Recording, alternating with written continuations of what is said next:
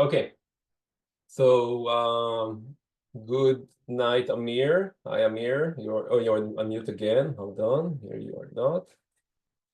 Okay, Hi. so hi everyone. My name is Ophir Gutelson. For those of you who don't know me, I am in Palo Alto near San Francisco, one of the founders for Unacceptable. And today, in a short notice, thanks to Amir, we are going to cover what we thought of some announcement like 24 hours ago, and every hour something is changing, and we are really, really worried about what's going on with the hostages deal and the ceasefire deal. So we are having today Amir Tibon. Hi, Amir. Amir is an amazing diplomatic correspondent for Haaretz. For those of you who doesn't follow him, he published The Gates of Gaza, which we should all congratulate him. The book, The Gates of Gaza, which we also all congratulate him for winning the award, the 2024 National Jewish Book Award in Memoir and Autobiography category. He's a resident of Nahal Oz, the kibbutz in the Gaza envelope. And now he lives, I don't know if it's still true, Amir, we tell us in Mishmar HaEmek, kibbutz Mishmar HaEmek. And Amir is obviously someone who was able to get out and survive the crazy attack of October 7th, the massacre.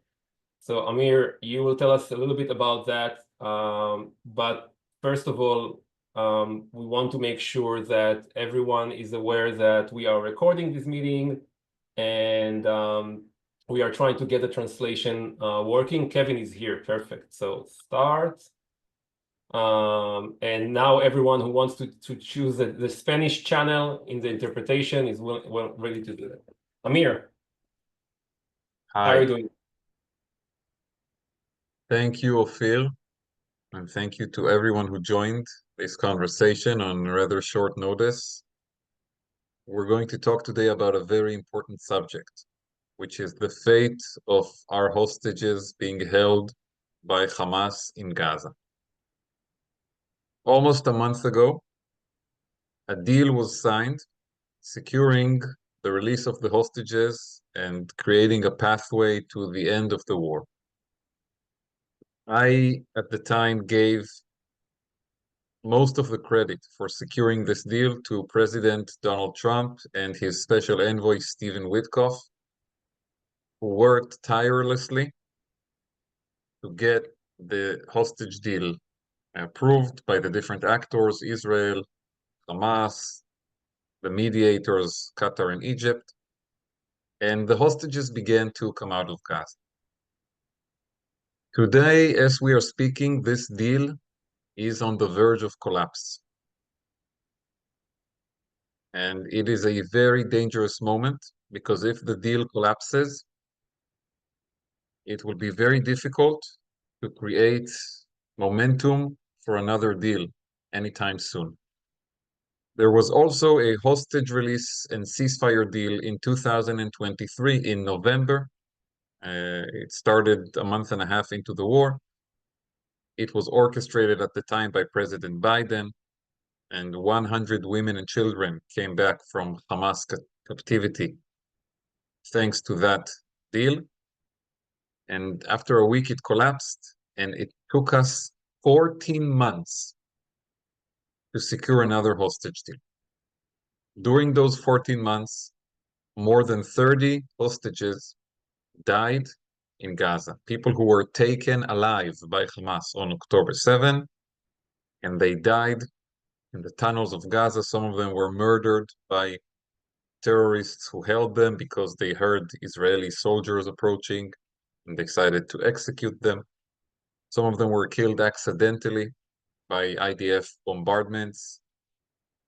Some of them died because of terrible health conditions, because they were kept in inhumane, cruel, unthinkable conditions.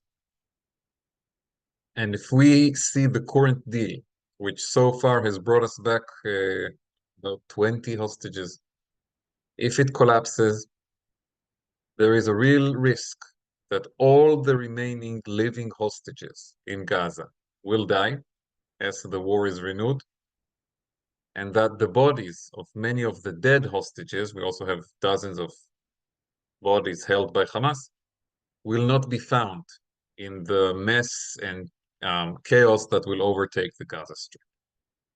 So this is quite a dire opening to our conversation, and I apologize for ruining everybody's lunch. But this is the reality. This is the reality we face today in Israel. Now, how did we get here from the great optimism of 3 weeks ago when the hostage deal was signed and the first three hostages, Romi Gonen, Doron Steinbrecher, and Emily Damari, came out and we all cried, but it was for the first time in many, many months, tears of joy. How did we get from that moment to the bleak situation we are facing today? This is what I will try to explain now. The deal that was signed was constructed as a multi-phased deal, very complicated, and it basically includes 3 phases. We are in the midst of the first phase, during which Hamas agreed to release 33 Israeli hostages, 25 of them alive and 8 dead. And in return, Israel releases more than 1,000 Palestinian prisoners and partially withdraws from areas of the Gaza Strip and increases the amount of humanitarian aid entering Gaza. This is the first phase.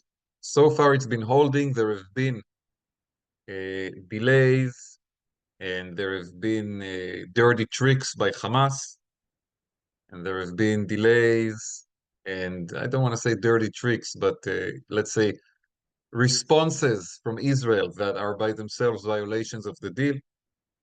And yet the main construct of the deal has held together. We are fast approaching the second phase. The second phase of the deal is supposed to begin 42 days after the signing. Signing was in mid-January. We are now almost mid-February. You can do the math. We are approaching the second phase, during which Hamas is supposed to release all the remaining living hostages, more than 20 of them. These are mostly men. And anybody who watched the pictures over the weekend of the 3 men who were released from captivity, Eli Sharabi and Oad Ben-Ami and Or Levi, understands what conditions our men are being held in, what they are suffering from in Gaza. More than 20 of them are supposed to be released in phase 2, including personal friend of mine, Omri Miran, my neighbor and friend in Kibbutz Nachal Oz, father of 2 young, beautiful girls, Roni and Alma, very young girls who saw their father being kidnapped in front of their eyes and have been waiting for now almost 500 days to see him released. In return for the release of those more than 20 living hostages, Israel is supposed to release another batch of Palestinian prisoners, I assume larger number than in phase 1, and to complete its withdrawal from the Gaza Strip. No more military forces inside the Gaza Strip. The army basically reorganizes itself along the border. Then comes the third and the final phase, which is the exchange of dead bodies. And it's important to understand we have many families in Israel who are expecting the return of their loved ones for proper burial in Israel. And we don't want these families to become the new Ron Arad families. Ron Arad is the famous Israeli a fighter pilot, navigator actually, who his plane was basically brought down over Lebanon. He was taken hostage. He was held for several years. Eventually, according to Israeli intelligence estimates, he died in captivity, but his body was never returned. And you can think about the torment a family that does not have closure, does not have a body to bring to burial, that does not have real, final, definitive proof of what happened, and now multiply that by more than 30 families. Think what it will do to these families, to the circles that exist around them, to Israeli society. In an ideal world, we would have simply seen very, very proactive, intense negotiations meant to secure the transition from phase 1 into phase 2 and 3. And with that, an end to the Gaza war. After 16 months, one of the longest wars in the history of Israel. But we are not there. Instead, what we've been seeing in the last few days is a concerted effort to blow apart this deal, lead to its collapse and the renewal of the war. This should not come as a surprise to anyone because the writing was always on the wall. From the day this agreement was signed, the coalition partners of Prime Minister Netanyahu from the far right, the messianic extremist parties of Bezalel Smotrich, Israel's finance minister, and Itamar Ben-Gvir, the police minister, gave Netanyahu an ultimatum. They voted against the deal in its complete form. So they voted against the release of Romi Gonen, against the release of Emily Damari, against the release of Doron Steinbrecher, against the release of the 5 heroes, the female soldiers from the Nachal Oz military base next to my kibbutz, against the release of Arbel Yahud, an 80-year-old Gadi Moses, against the release of all the people who have come out, including the 3 men who, I want to quote President Trump, he said accurately this weekend, looked like Holocaust survivors among the return as they came back home. So these parties, they voted against the deal, but on top of that, they gave an ultimatum to Netanyahu. They said, if you move from phase 1 to phase 2 and bring an end to the war, we will bring down your government. And they meant it. They want the war to be renewed because they have their own vision for what should happen in Gaza. They want to take over Gaza, expel the population, and build settlements over there. And they are prioritizing that over the return of the hostages. This is simply the reality. They have their own explanations. They say that it's needed for Israel's national security and for our deterrence and to seek revenge on the enemy and to teach them a lesson. There are all sorts of explanations, but this is the bottom line. When they have to choose between continuing the deal and releasing the remaining hostages or renewing the war, expelling the Palestinians and building settlements, they want option number 2. Netanyahu is using that as somewhat of an excuse. Supposedly he has no choice or his government will collapse, although this is not exactly true, because the leaders of the opposition parties in Israel have stated clearly that if Netanyahu will decide to go into phase 2, they will give him a lifeline for several months and help his government remain in power until the hostage deal is completed. But Netanyahu does not want a government for a few more months only, with the help of Yair Lapid and Benny Gantz, who have both offered to give him temporary support so he can continue the hostage deal. With the existing coalition that includes Smotrich and Ben-Gvir and is much more cohesive coalition ideologically, he can potentially remain in power another year, maybe 2. And this sounds awfully cynical and tragic, but that's his main consideration right now. And in a choice between completing a hostage deal that will bring us back all of our people, or securing his hold on power for more than several months, for a year, maybe 2, until the next election, he is going with the second option. Last week, he came to Washington, D.C. to meet with President Trump. This was a consequential meeting historic, dramatic, all those words were used. Netanyahu came there with one intention: to convince President Trump to renege on the deal that he himself had helped secure with his advisor and negotiator, Stephen Witkoff. And again, when that deal was secured, I wrote that they deserve most of the credit for it. I really meant it, and I still think they do. And when the parents of those hostages write, there was an article earlier this week that they thank President Trump for rescuing their children, they mean it from the bottom of their heart, and they are absolutely right about it. Because in the moment of truth, Trump and Witkoff applied a lot of pressure on Hamas, but also on Netanyahu in order to get the deal signed. And Netanyahu came to the White House a bit worried that Trump will continue pressuring him to move from phase 1 into phase 2 and to continue the hostage deal. We don't know everything that happened behind the scenes, but the bottom line is that Netanyahu came back from Washington with a lot of self-confidence, feeling, triumphant and behaving as if he has received a green light from Trump to kill the hostage deal. We don't know what exactly happened and how it came through, but this is the bottom line. And Netanyahu has been doing everything he can in the last few days to reach that situation. He's basically signaling to Hamas that phase 2 will not happen,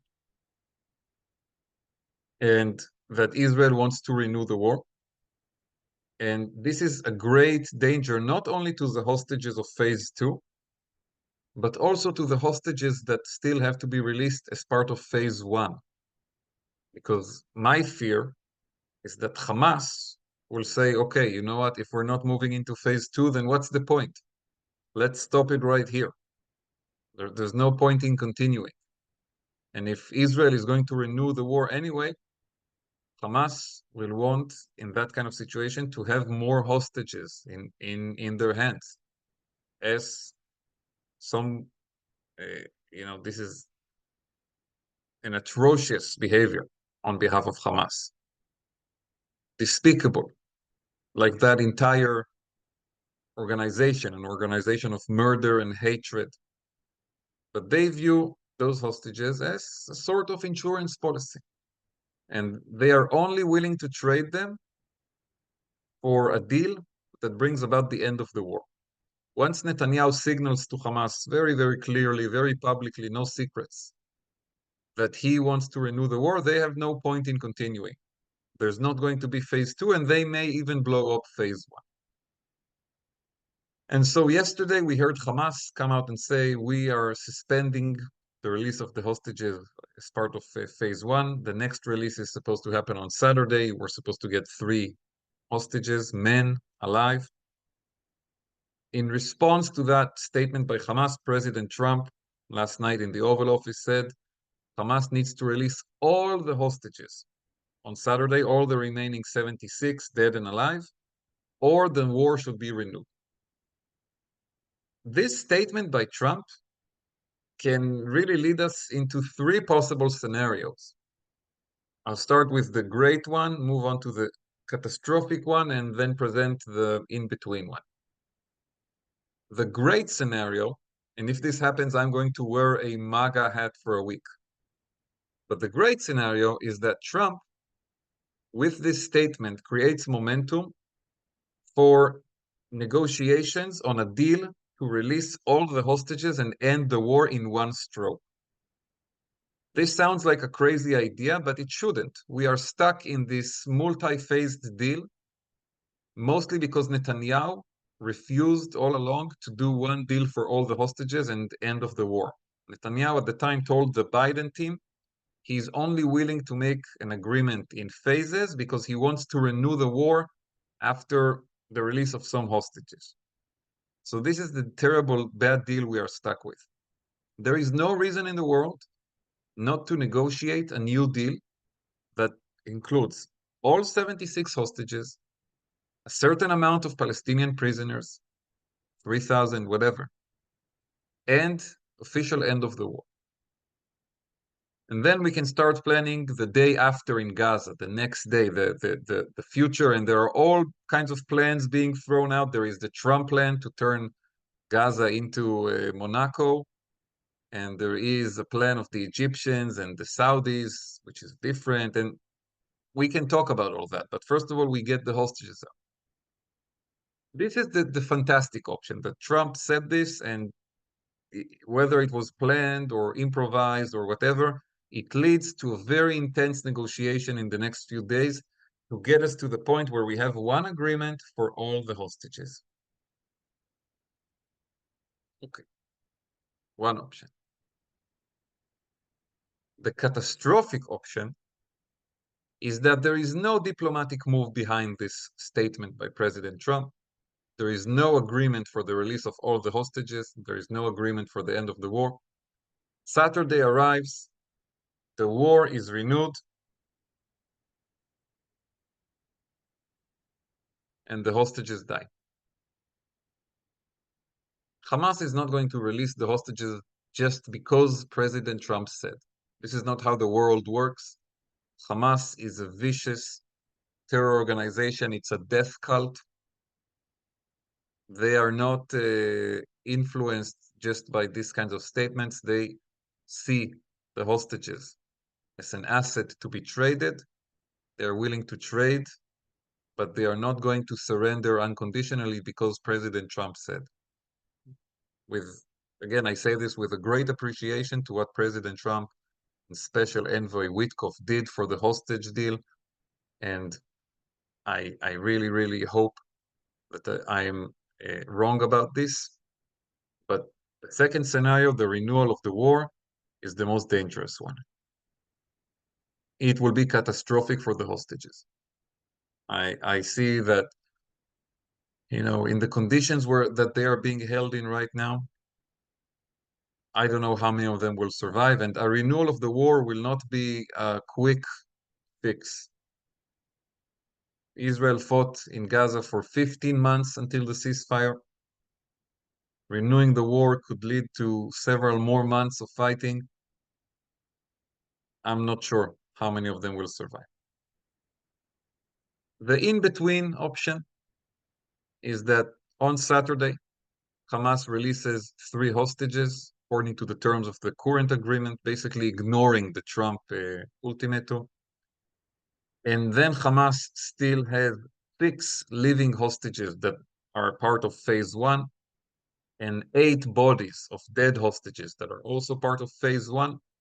And Israel does not blow up the agreement. And, we still get those people out over the next 2 or 3 weeks until everything collapses and there's no phase 2. This is the in-between scenario. It's not great. It's not catastrophic. It's just bad because reality is bad at them. Every person who cares about the hostages, in my opinion, should do everything they can right now to promote option number 1. A quick agreement, a new agreement, bring out all the hostages at once, like President Trump said, and end the war. This is the only agreement that both sides can eventually accept. It will cause turmoil politically in Israel, that's true, but it will bring us back 76 hostages. Everybody who is alive will come back alive, and the dead bodies, and this is the best option we're going to get out of these negotiations, and it will not be spread out over 3 tormenting months. It could be over in a week. This idea was raised over the weekend by the 2 most brave people that I have come to know over the past year, John and Rachel Pauline Goldberg, the parents of Hirsch, a dual American-Israeli citizen who was kidnapped on October 7 and murdered in Gaza, in Rafah, in a tunnel over the summer. And despite the fact that Hirsch was murdered and later his body was found by the Israeli military and he was brought to burial, his parents continue to fight every day as if they still have child held hostage in Gaza. Because I think they really see all the remaining hostages as their family. They are committed. I wish everybody was as committed as they are to the release of the hostages and would be doing everything that they are doing publicly and behind the scenes. But they put out a video on Saturday night addressing President Trump and basically telling him, let's cut through this multi-phased deal. Let's just make a quick, big deal for all the hostages and end the war. And this is the most important thing that can and should be done right now. I know things look very bleak and very dire, very scary, but anybody who has a voice to raise, anybody who can write to their elected officials, needs to push for this idea. And you can quote John and Rachel. They have a high public profile in the United States. They are well known in your country and in other countries. And we really need to amplify their idea because it's the only idea that can actually solve this nightmare. And remember, it does not contradict anything that President Trump said. Okay, he said it himself that, all the hostages should come out. Well, this is the way to do it. Amir, Yes. I'm going to ask you something that is keep coming up in the chat. And so the initiative of Rachel and Pauline Goldberg and is super important. But on parallel to that, Mr. Trump, President Trump said, all hell will happen. And so, in one hand, there is a deal on the table, and it's important. And people are really appreciating that you're explaining that this was mandated by Netanyahu almost to make it like a 3-phase instead of like 1 phase. Or also I think Einav called it today, instead of like reality show, a reality shoah. Yeah. The question is really is continuing the current process of the phase 1, phase 2, phase 3 is better than starting to negotiate from scratch everything else. Mm-hmm. I mean, what is that? I mean, that's that. I mean, because listen. The current agreement, if it is fully implemented, it's a torment, but it can bring out all the hostages. Mhm. But I think it's true that the loopholes that exist in this agreement and the options to make it collapse, it's just too dangerous to continue with it. I mean, if we can get a deal to just get all the hostages and end the war, it would be immensely better. Of course, if that's not possible, continuing the current agreement is the preferred alternative. The worst option is that it all collapses and we go back to war. This is the worst option. And right now, it's not that unlikely. I mean, yeah, it is it's becoming not more and unlikely. more likely by the day. We saw it. We saw those announcements from the cabinet this evening, which is definitely telling the world that, I mean, we are only expecting 9 Listen, more. the Israeli cabinet, the Israeli security cabinet is a joke. It's irrelevant. All the decisions are made by Netanyahu and Ron Dermer. The other ministers, unless there is a decision that Smotrich opposes, then the whole debate is meaningless. And they put out, basically what they decided to do today is to give Hamas a chance to continue with phase 1, release the 3 hostages on Saturday. They are not adopting the Trump demand. They may put out weird briefings to the press that they are, but in essence, they are not. If Hamas on Saturday will release 3 living hostages and will still hold in its hands 6 living hostages, phase 1, I do not see the government immediately renew the war and condemn those 6 hostages who are supposed to be released within a week or 2 who die. What I do see, You don't see it happening? It no, I happened in don't the see it last deal, happening. right?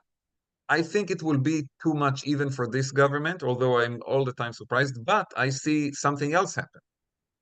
I see Hamas say, okay, phase 2 is supposed to start in 10 days. There is no active negotiation for phase 2. Netanyahu is refusing to send a delegation to negotiate over phase 2. We are suspending phase 1 after Saturday. And then the war is renewed. And all those hostages, phase 1, phase 2, they are in immediate danger of dying. And they continue to suffer in those tunnels where they are held in shackles and tortured and sometimes cannot stand on their feet because the ceiling is too low and they don't get food. This all continues for a few more months. It all continues. There's a Yes. question here about how does the statement by President Trump about the transfer and the displacement of all the Gazans, which is beside being immoral, of course, and crazy, helping or not helping for the hostages situation?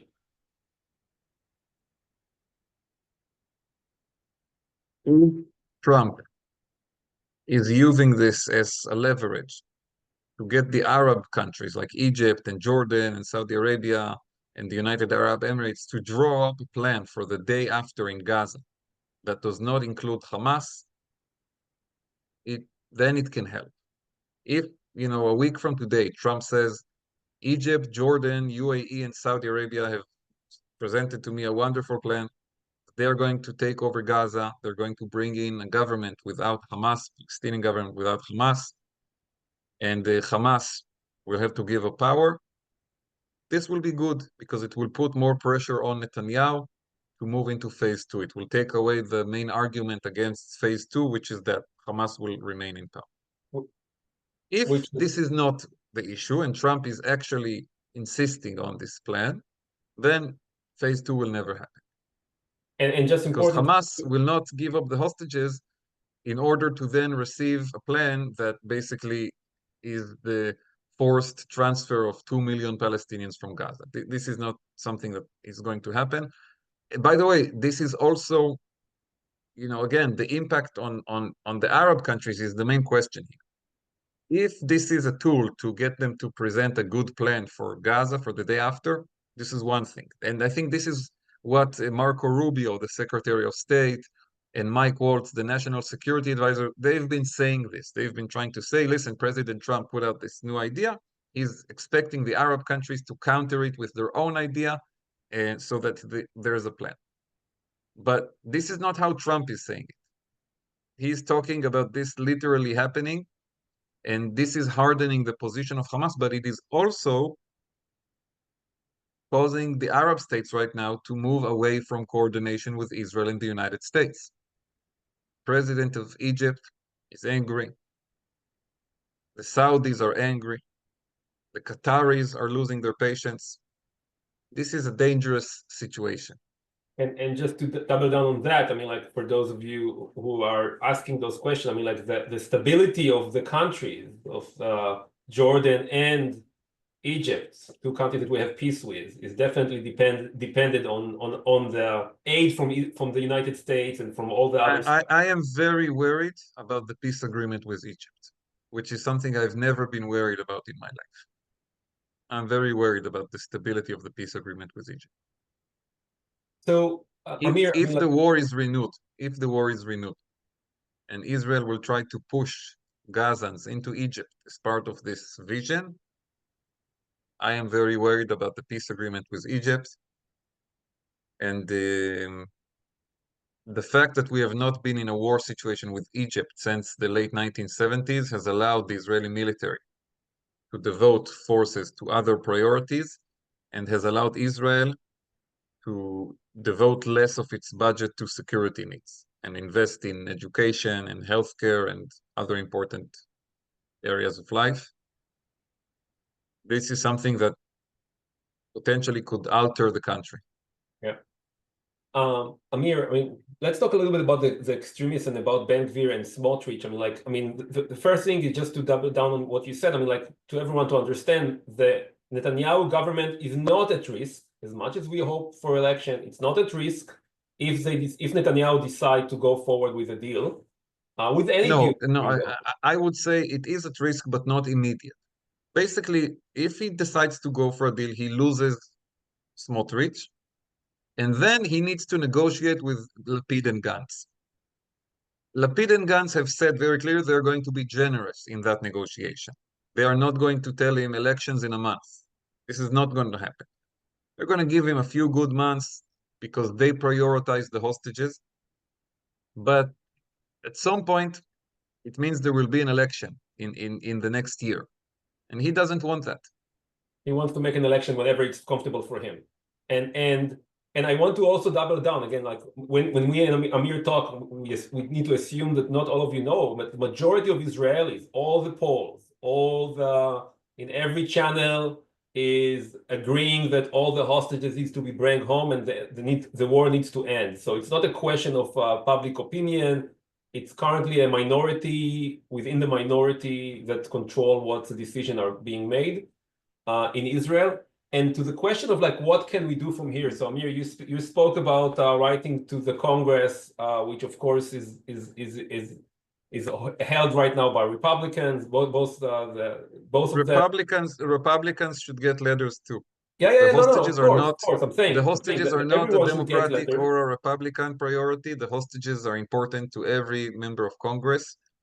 Not all of them understand that the way to get them out is a deal. Some of them are fed lies and propaganda by people who are aligned with Netanyahu and organizations that are aligned with Netanyahu. I am very disappointed with the leadership of the mainstream Jewish organizations. They put the yellow ribbon of the hostages and they pray for the hostages. Like Netanyahu. but they don't go to President Trump and tell him, Mr. President, please complete the deal so all the hostages come home. They don't go to him and say, Mr. President, please insist on a quicker deal, all the hostages for end of war. They don't do that. So it's a bit cynical the way that they are, addressing the issue of the hostage. The hostage families don't need people to have pictures of the hostages in their offices. They need the hostages to come back home. This is not about solidarity. This is not about public awareness. This is not about public opinion. We are long past that. This was true in October and November last year. Actually, not last year, in 2023. Today, there's a deal. It just needs to be implemented or renegotiated so that it's faster. This is all we need. Anything else is theater. It doesn't help the hostages. I would add on your ask, not just to write to the Congress, but also to ask to your communities leaders in the Jewish community. Those letters will influence them to talk to the leadership in our country, in the US. Now there is a question, Amir, about what's happening right now in Israel so we hear that the polls are saying that majority wants to do it. What does the street looks like? I mean, does the people in Israel taking this to the street again, or they are tired, or they need something from us here to make it happen? There are demonstrations. They are not small, but they're also not very large. I was in one of those demonstrations on Saturday. Some people come out, but people are very dispirited. People are very sad. People are losing hope. And I try everything I can to get people to do things, because doing, first of all, actually can make a difference, but it also makes you feel better. And if you write to your member of Congress, 3 paragraphs, there is a deal, has to be fully implemented. Please speak up in favor of implementing the full deal. You will be doing something for the hostages. And it's the same is true if you go out to demonstrate here in Israel. You know what's amazing, Ophir? Yeah. All the hostages who have been released so far, all of them, when they give their first interview or their first testimony, they say that in those tunnels of Gaza, they did get glimpses of Israeli television or radio. And whenever they heard that there are demonstrations in Israel calling on the government to make a deal and release them, it gave them strength. It helped them survive. Some of them saw their own families demonstrating in the streets, and they realized that they have not been forgotten, that there's an effort to get them out.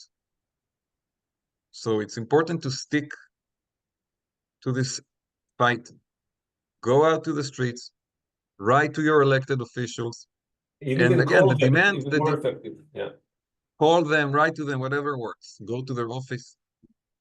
The demand should be to implement the deal and, if possible, accelerate it so that it's faster. That's it.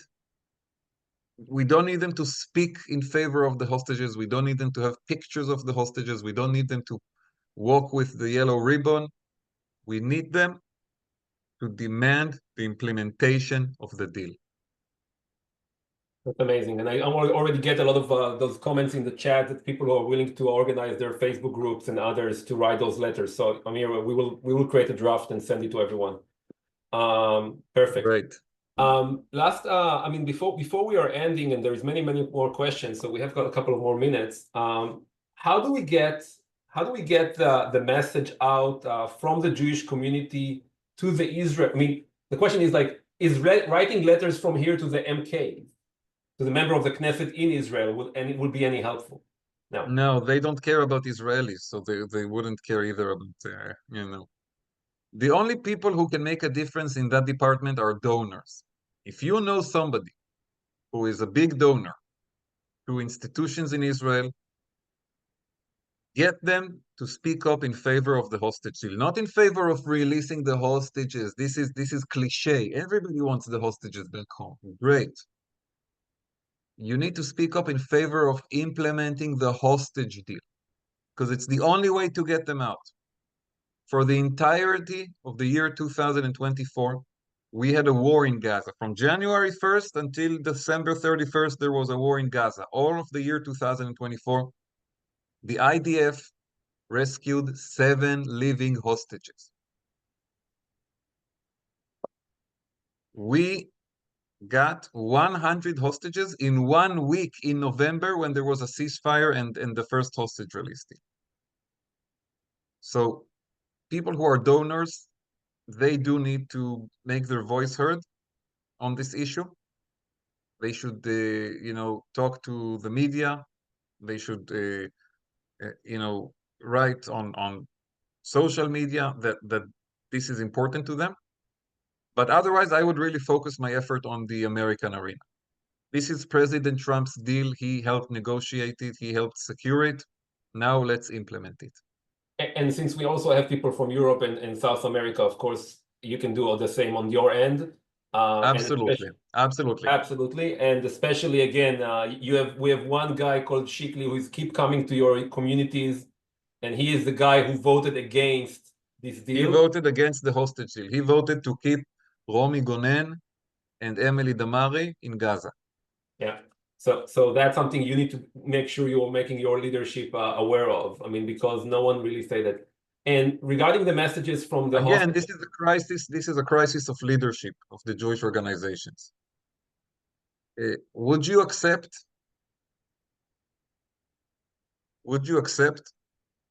a meeting with a politician in your own country who would speak out against releasing the hostages?